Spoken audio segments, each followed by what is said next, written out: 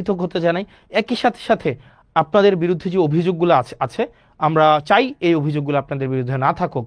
কারণ আপনারা যে হয়রানি হয় বিভিন্ন মানুষগুলো আপনাদের কেন্দ্র করেই কিন্তু সার্ভিসগুলো হচ্ছে আবর্তিত হয়, রুটেট হয়।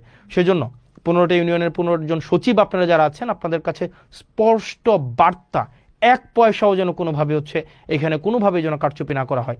এবং পৌরসভার আপনারা যারা আছেন কর্মকর্তা কর্মচারী, বিশেষ করে পৌরসভাতে চাকরি করছেন অনেক দিন ধরে এবং আপনারা নিজেরা এখানে টেন্ডারবাজি করেন, নিজেরা এখানে চাঁদাবাজি করেন, নিজেরাই হচ্ছেন এখানে হচ্ছে আপনারা লাইসেন্স খুলে বসছেন, পৌরসভার কর্মকর্তা কর্মচারী, আমি আপনাদেরকে বলছি আপনাদের উপরে মানুষ ত্যক্ত, আপনাদের উপরে মানুষ বিরক্ত এবং আপনাদের উপরে মানুষ ক্ষুব্ধ।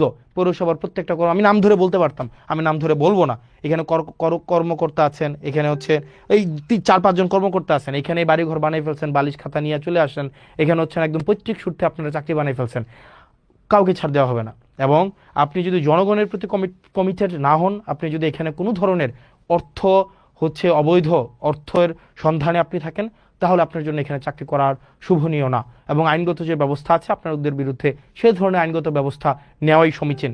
সেজন্য প্রত্যেকটা ডিপার্টমেন্ট দেবিদ্বারের এই ডিপার্টমেন্টগুলো যদি যথাযথভাবে ফাংশন করে তাইলেই দেবিদ্বারের যে উন্নয়নের যে ধারাবাহিকতা সেটি অব্যাহত থাকবে। কিন্তু কোনো ডিপার্টমেন্টে যদি কোনো অফিসার